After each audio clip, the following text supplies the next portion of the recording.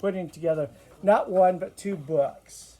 And Once Upon a Kentucky Farm is his first book out. So I'm very pleased that Connard's here. To talk to him is, in a proper discussion, we have Rachel Sarah Thurston. Woo, Rachel. Musician, singer, King Bee. If you haven't noticed, she's the front woman for King Bee. She's also a great writer, wonderful person. So take it away, Rachel. Yay. Thank you, Mike. Thank you to Chaucer's. Like one of the best brick and mortar bookstores in the whole U.S. And I think there are a lot of fans here, right? Who's a big Chaucer's fan?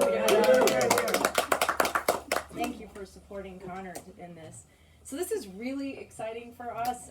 This is his first in-person book signing. It's also his first published memoir. And we are really excited to be doing an in-person event with you all. Thank you for just making yourselves comfy. I'm going to be doing an interview with him that is going to be about 30 minutes. We're going to try to keep it short. And then we're going to open it up to a Q&A for you all. And this is our first time in person, so we did do a run on this on Zoom. So it's a little different when we're seeing actual live people in front of us. I'm sure you guys are feeling that too. So as Mike said, make sure to purchase a copy of the book. One other thing too, a couple of housekeeping things. If you like his book, one of the greatest gifts to a fellow writer or a writer who you love is to write a really glowing review on Amazon. That really helps the SEO for Connard as an author, and it'll show up even faster when people are looking for specific genres of books. So please take a moment to do that. If you like the book, and if for some odd reason you don't need to write a review. And also please keep Connard in mind. We're going to be discussing some pretty heavy things around trauma and dysfunction and healing from trauma and family. And so if you do think that any of these topics relate to a group you're in, like the Rotary Club or any book clubs or any organizations on healing, please consider Connard for podcasts, radios, and public speaking. So, and then after I'm done, we're going to be opening this up to, as I said, a short Q&A to answer all of your burning questions. So, welcome everyone. If you're wondering who the heck this whirlwind of energy is who came in to the store, my name is Rachel Sarah Thurston. I'm a writer as well. I've been involved with the Santa Barbara Writers Conference for many years, and I have had the distinct honor of meeting Connard and working with him over the past year and a half. I met him through Dale Griffith Stamos, who's a fantastic Renaissance woman herself. She was the editor on this book, so a huge shout out to Dale. Wow. Who did wonderful magic. So I have a business called State of Sparkle, in which I am a branding and marketing coaching and consultant for small business owners, entrepreneurs, artists, and authors. And that's what I've been helping Connard with. And it's through the course of that, we've become good friends, and I am so excited. I feel like it's my book. He did all the work, and it's my book too. And a huge shout out as well to Janet, his wife, who is his number one supporter. So she can wink when she thinks that we're exaggerating something or not quite telling the whole truth here. All right, so I want to welcome all the friends and family and fellow writers from our Santa Barbara writing community. Who out there is a writer? Raise your hand. All right, we've got some people from Sunrise Rotary over there, and then we've just got huge Connard fans and people that love Connard. Raise your hand. I noticed she didn't raise her hand. She didn't raise her hand. And then, well, she's so focused. She's doing a good AV job. You know, she's like, I'm doing my job. I got this one job. So it's a list. checking it twice exactly. And there may be random people that walked in and wondering what event they've stumbled onto right now. So, a short bio on Connard.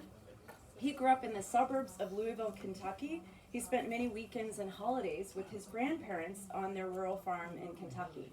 I actually grew up a couple hours just north of him in Indiana, so many of the parts of the book were very reminiscent of my childhood and resonated on a very deep level. So Connard unfortunately grew up in a dysfunctional household with a father who was an alcoholic and a rageaholic.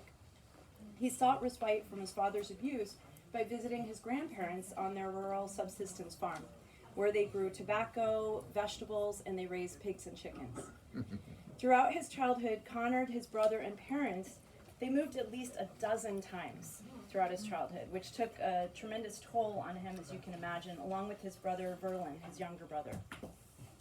Once Connard turned 20, he was drafted into the U.S. Army, and he served a one-year tour in the Vietnam War. And he'll be talking later about that as his second memoir in a series of 3 memoirs. After an honorable military discharge, Connard earned his BA in sociology and an MA in marriage, family, and child counseling. Over his 25 years as a therapist, he specialized in treating alcoholics and addicts and those suffering from major psychiatric disorders like PTSD. Raise your hand if you can resonate with any of this. PTSD, growing up in a family with dysfunction, any of that. And you can raise your hand in your head and not say it out loud if you want. So in true Renaissance man style, Connard, I was blown away by how multifaceted he is. He's an avid hiker. He's a world traveler. He and Janet have traveled the world, including to Iceland, Mongolia, Antarctica. And Connard has accomplished the unique task of being the 254th person to climb the highest points of every state in the U.S.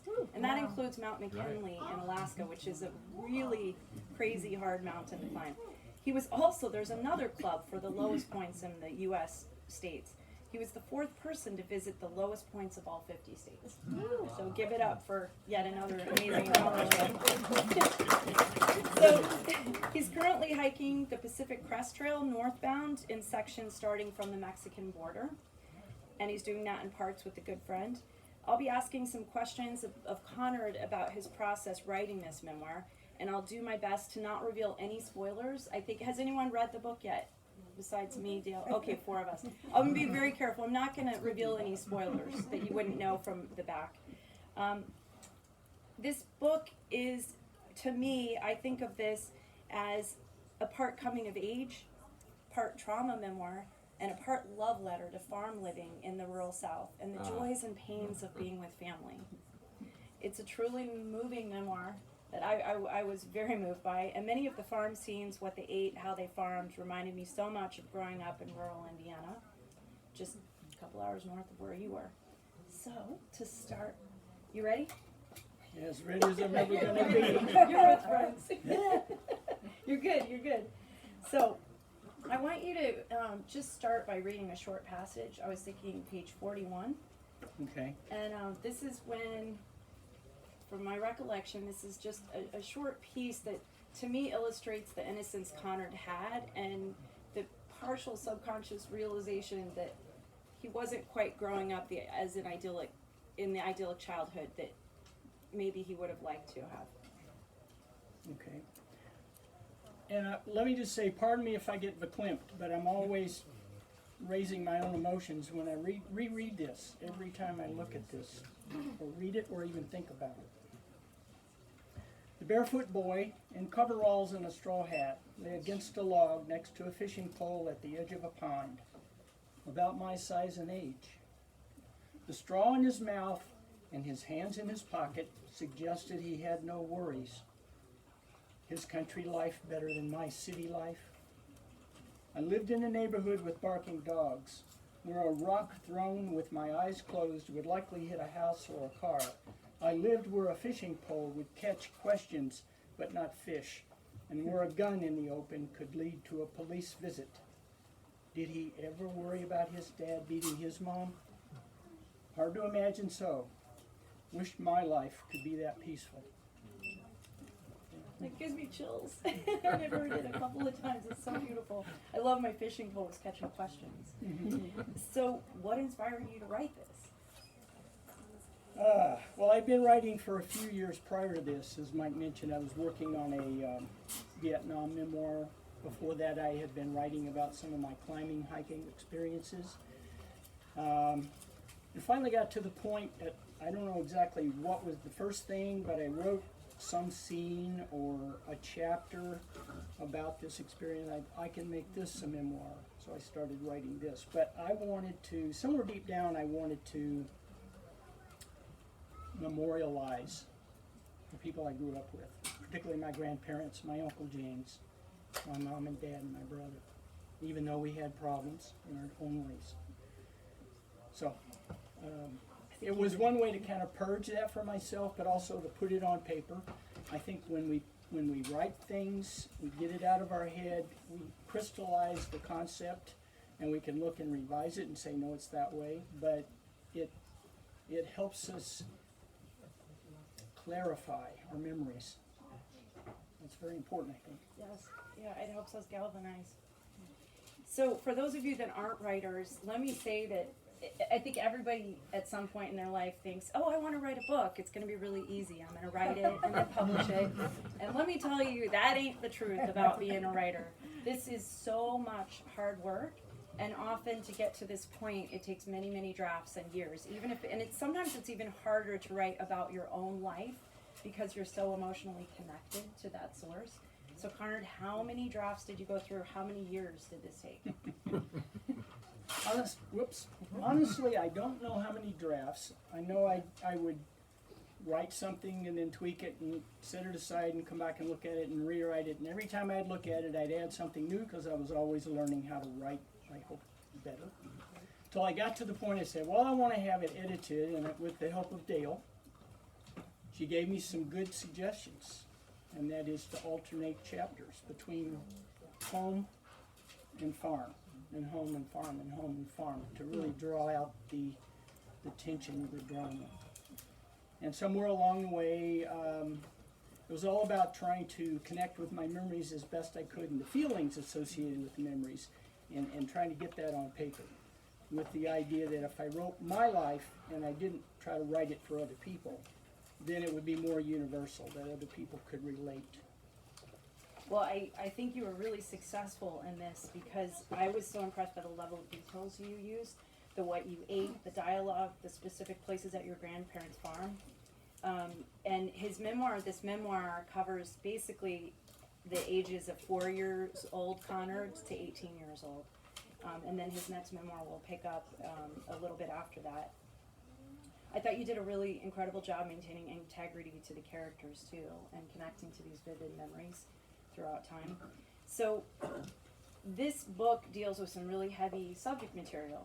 And for memoir writers dealing with abuse, trauma, and dark family histories, it can be really precarious for us to take on writing about actual people that are on this earth right now, and people that are related to those people. So how was it initially for you to share these stories about your parents' marriage? And were you worried about how this book might impact family members still living?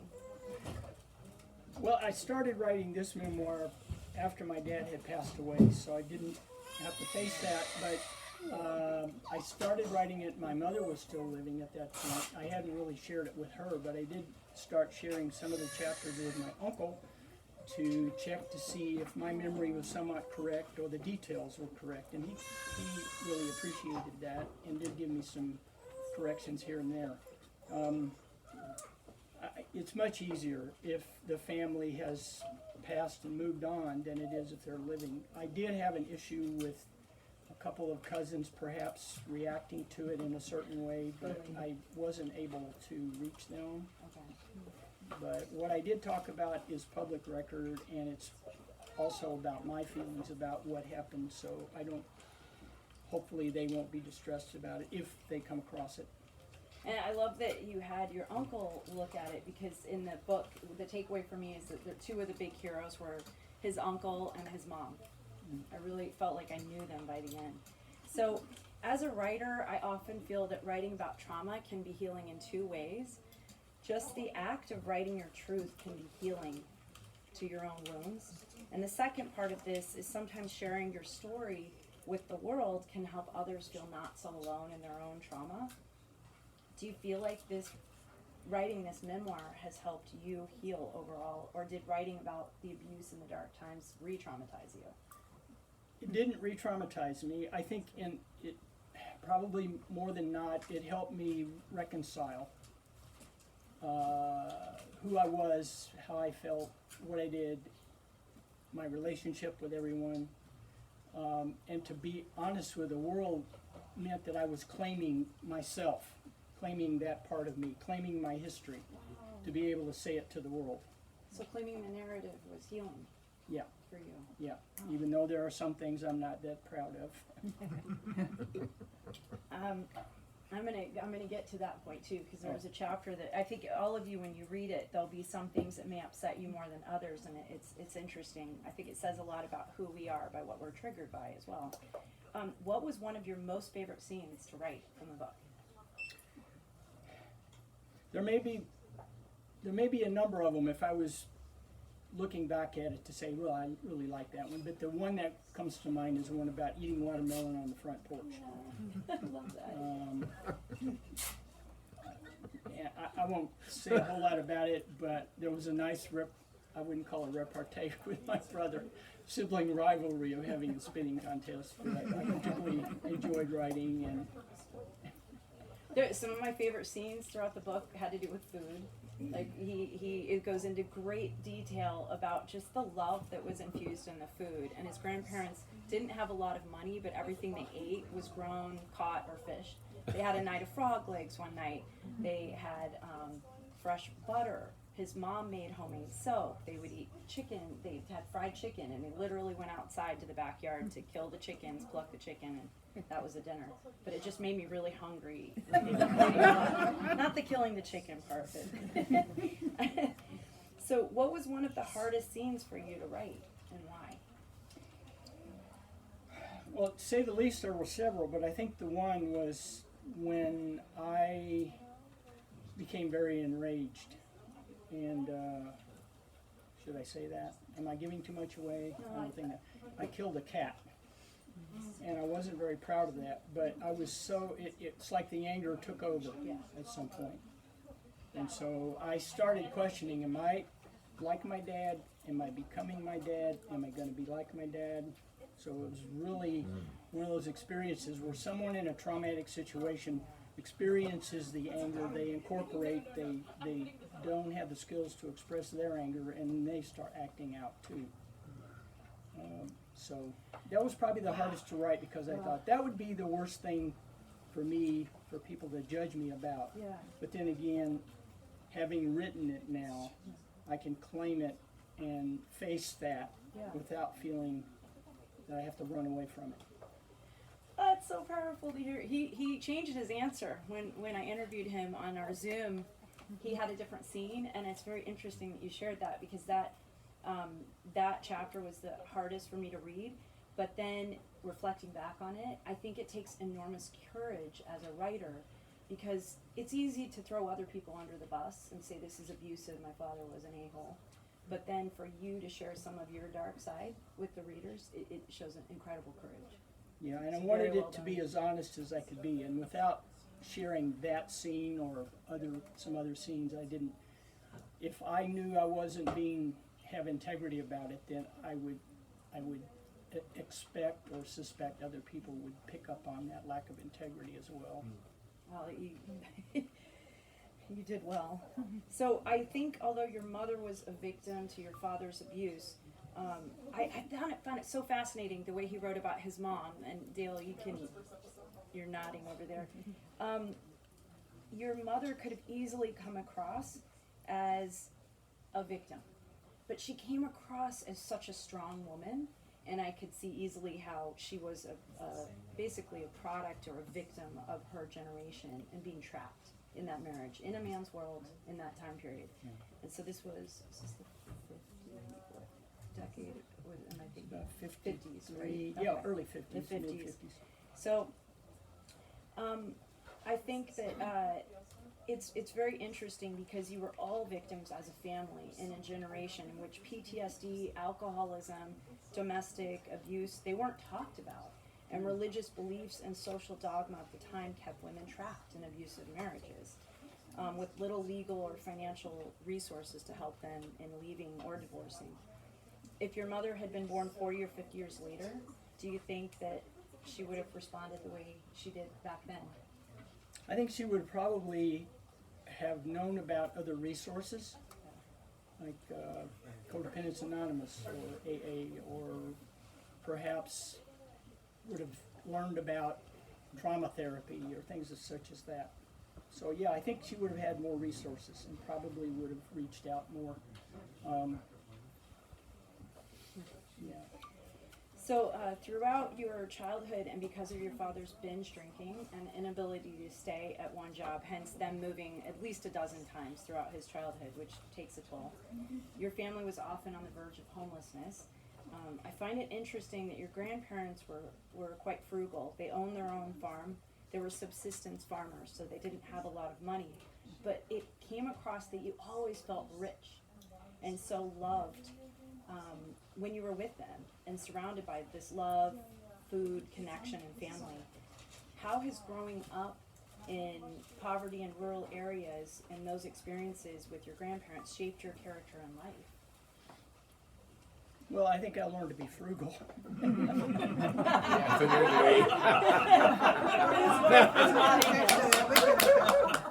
Right, John?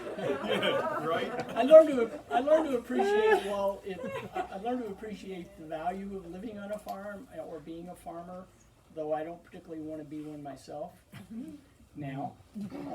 I learned about nature and the change of the seasons, experiencing that firsthand. I learned the value of treating animals with respect, which I had a struggle with for a while. And yeah, I think that, go ahead.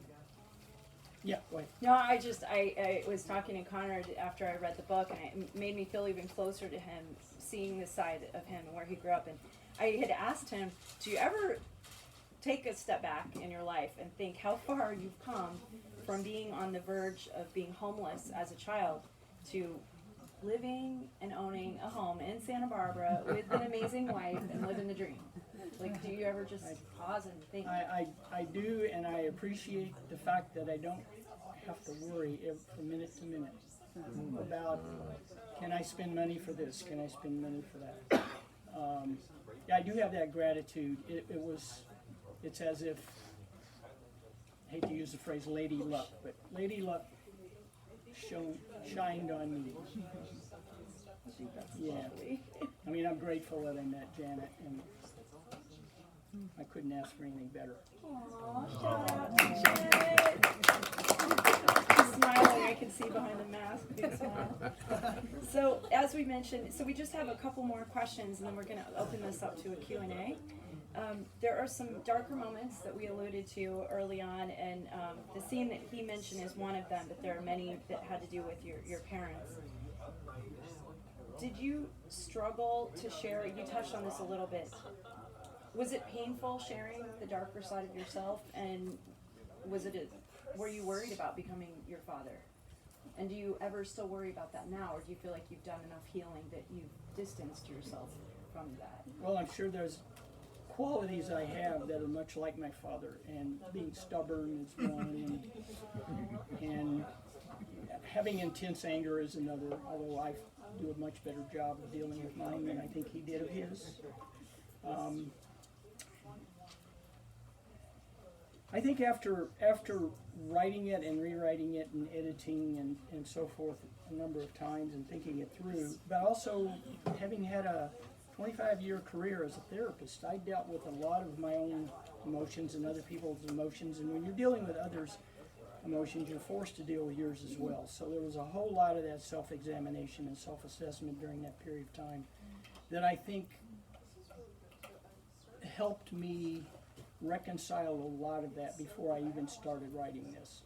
I think that's a big key that I didn't learn about you until after the last talk we did, and that was that Connard had done so much self-healing through his work as a therapist, and I think that is important as a writer when you're talking about something that's so close to your own heart and soul, that if we're too connected to it, we're in still a trauma cycle, and it seems like you had just the right amount of distance when you wrote this.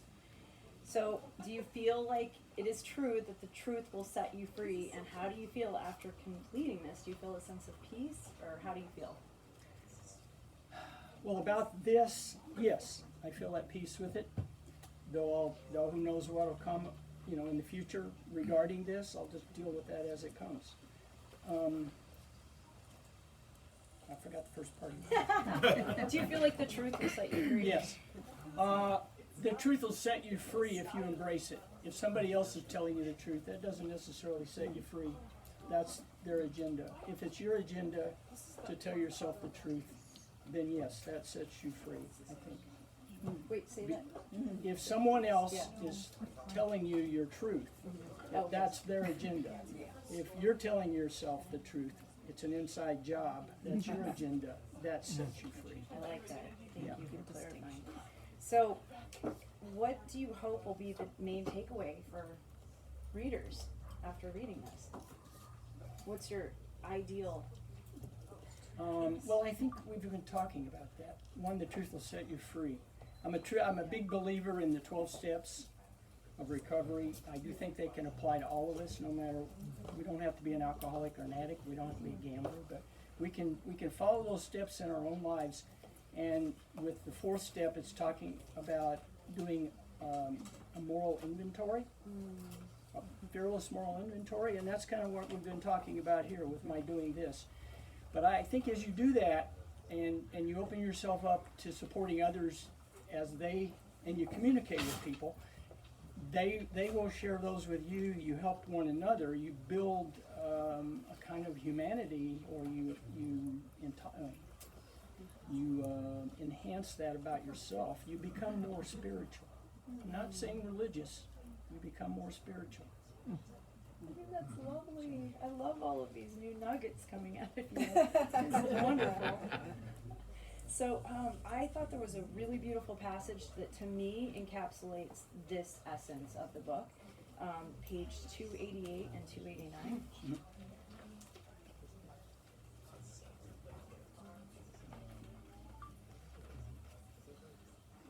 It's in the afterword. If you want to show me which section.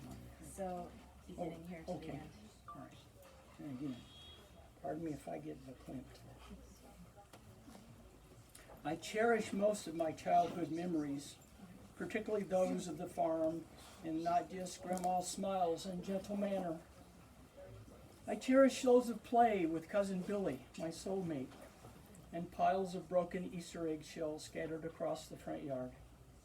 I cherish those of warm tomatoes off the vine, cornbread soaked in a glass of cold fresh milk, and watermelon consumed on the front porch. As I continue to mull my painful memories over time, my mental tapestry shifts. The worst memories lose their power and fade like grime cleansed by detergent. Those memories that remain are the better ones, the best ones, the important ones to caress. Memory is that way, strange and wonderful.